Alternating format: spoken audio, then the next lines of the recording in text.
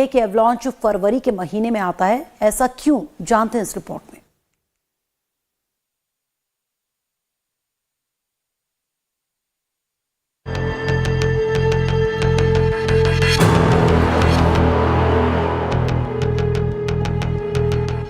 Avalanche एक प्राकृतिक आपदा है जिसमें बर्फ के टुकड़े, पत्थर और मिट्टी तूफानी गति से नीचे की ओर गिरते हैं।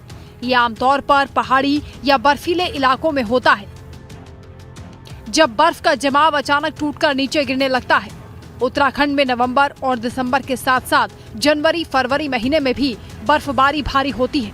जाहिर है एवलांच का खतरा भी बढ़ जाता है। सवाल उठता है कि आखिर इसी महीने क्यों होता है एवलांच। वाडिया इंस्टीट्यूट के ग्लेशियर वैज्ञानिक अजीत चौहान ये बताते हैं कि ऐसा नहीं है कि एवलांच की घटना सिर्फ फरवरी महीने में होती है। कुछ घटनाओं को हम इसलिए याद करते हैं क्योंकि उनमें जनहानि होती है। इसकी वजह है तापमान में कमी।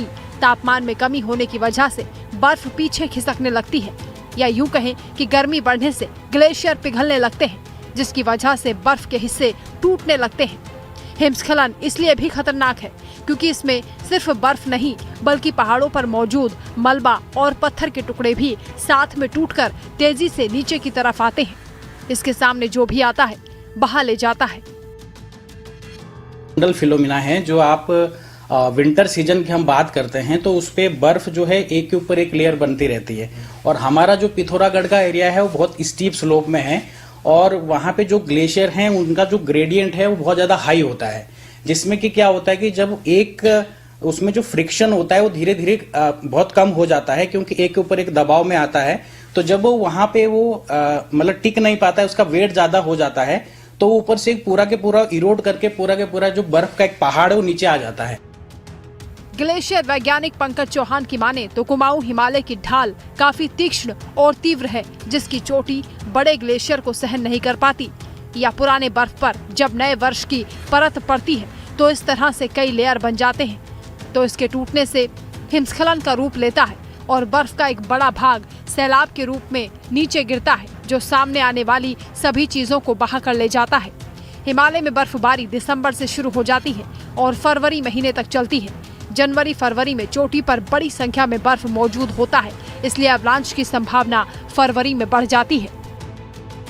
ऐसी घटनाएं हैं तो सबसे पहले हमें चाहे बरसात की बात बोले, चाहे हम अभी फरवरी में जनवरी की बात करें, तो ये ज्यादातर दिसंबर जनवरी के आसपास में, फरवरी के आसपास में, ऑफ द मार्च भी आपका कभी कभी हो जाता है, लेकिन ज्यादातर ये जनवरी या फरवरी में ऐसी घटनाएं होती है।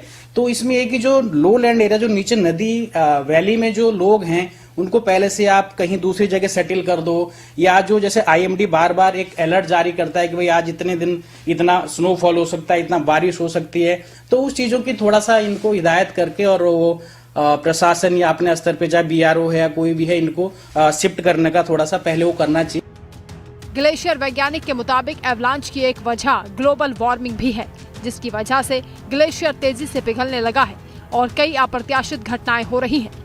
पंकज चौहान के मुताबिक एवलांच की एक बड़ी वजह भूगर्भीय हलचल जैसे भूकंप है, जिसकी वजह से ग्लेशियर टूटने का खतरा हमेशा बना रहता है।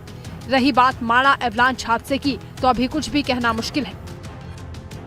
तो अभी जो नेपाल में जो भूकंप आया था उसका जो सेंटर था वो इससे काफी दूर था, लेकिन हम मान सकते हैं कि पिथौरागढ़ का जो एरिया है वो एडजॉइनिंग एरिया आपका नेपाल का है, तो हम इससे अभी तो नहीं कर सकते साफ साफ। अभी हमारी जो टीम है आईआरएस के साथ मिलके, या उत्तराखंड जो हमारा क्या बोलते हैं डिजास्टर मैनेजमेंट का जो वो हैं लोग हैं, उनके साथ मिलके हम एक फील्ड सर्वे करेंगे और सेस्मिक का भी हम देखेंगे कि उसमें हमारे पास कुछ रिकॉर्ड हुआ है ऐसी हलचल जिससे कुछ हुआ है, तो वो हम उसको बता सकते हैं कि यदि कुछ होगा तो हम बताएंगे।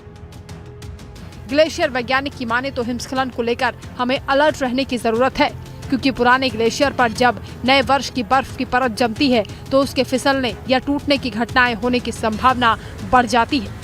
इसलिए जब भी मौसम को लेकर की गई भविष्यवाणी में बर्फबारी की संभावनाएं जताई जाती हैं, तो उसे गंभीरता से लेना चाहिए।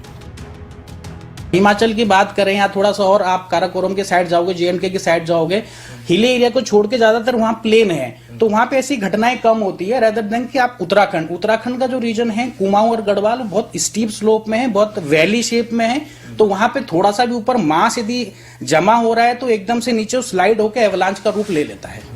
उत्तराखंड में माणा हिमस्खलन की घटना को लेकर सरकार चिंतित है, लिहाजा वाडिया इंस्टीट्यूट को पत्र लिखकर रिसर्च का अनुरोध किया गया है ताकि पता चल सके कि ऐसा क्यों हुआ।